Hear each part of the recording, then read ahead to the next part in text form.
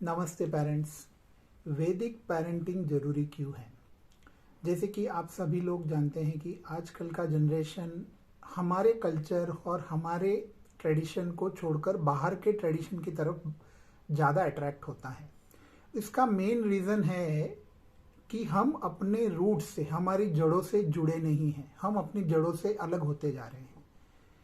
भारत में कई अलग अलग तरह की रिलीजन या जातियां होने की वजह से अगर एक गुजराती है वो तमिल को अलग समझता है, एक मारवाड़ी है वो बंगाली को अलग समझता है, लेकिन सबकी जड़ें एक ही है। भले ही हम अपने रिलीजन को, हमारे धर्म को, हमारी जाति को या हम जो इमीडिएट चीज़ें फॉलो करते हैं वो सीखना जरूरी है। पहले तो हमारे बच्चे, अगर हम जैन धर्म को मानते हैं तो जैन के प्रिंसिपल्स को सीखना जरूरी है, जैन को फॉलो करना जरूरी है। और इसके अलावा हमको ये भी जानना जरूरी है कि आज से 10,000 साल पहले जब जैन धर्म भी नहीं था तब हमारी जड़ कहाँ से शुरू हुई थी, वो जैन धर्म की शुरुआत कहाँ से हुई थी, या हिंदू धर्म की शुरुआत कहाँ से हुई थी, या तमिल, अगर हम तमिल भाषा बोलते हैं और तमिल देवी देवताओं को की तरफ से हम लोग अलग अलग मंदिरों में जाते हैं, तो आज से कई हजार साल पहले तमिल लैंग्वेज और तमिल जो कल्चर है उसकी शुरुआत कहाँ से हुई थी? कोई भी भारत में जितने भी हिंदू या जैन या कोई भी कम्युनिटी की जो जड़ है, अगर हम हमारे बच्चों को अभी हम जो चीज़ फॉलो करते हैं, अगर कोई वैदिक हिंदू गुजराती ऐसा लिखता है अगर हमारे स्कूल के सर्टिफिकेट में, तो गुजराती के रिलेटेड सारी चीज़ें उसे सिखानी जरूरी है। और उसके साथ साथ उसे गुजरात से पहले, गुजराती कम्युनिटी से पहले हम हमारी जड़ें कहाँ पे कनेक्ट होती है वो भी उसे समझाना जरूरी है।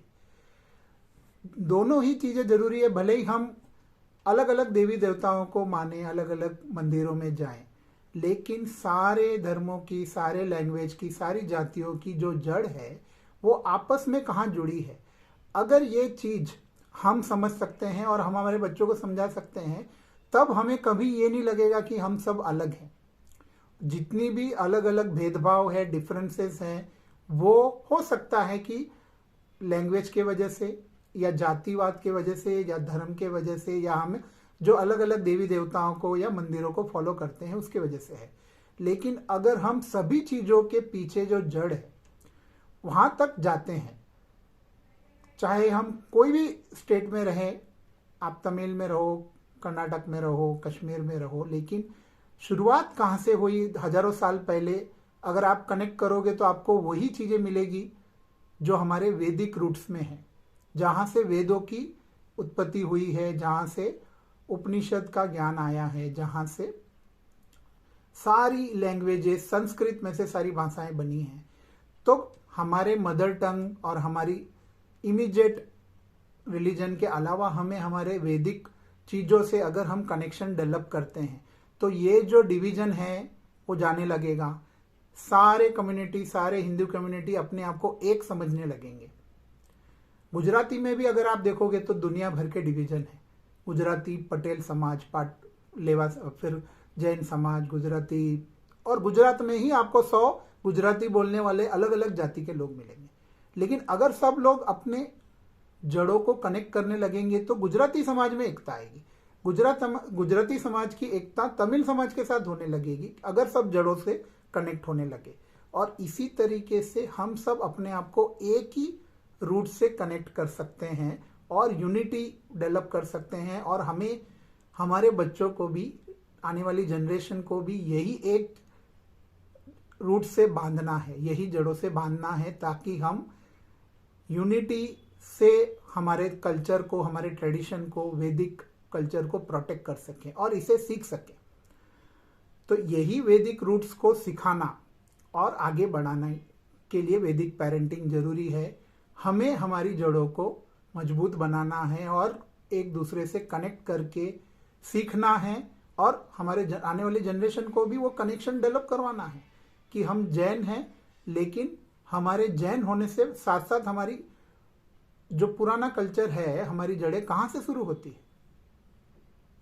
तो कोई भी कम्युनिटी कोई भी चीज को फॉलो करना सही चीज है, पहले तो वो अभी करंट चीज है उसको अच्छे से समझना है, लेकिन पुरानी जड़ों से उसको जोड़ना है। तो हर समाज में हर भारतीय को ये लगेगा कि हम सब एक ही जड़ से जुड़े हैं और हम सब एक हैं।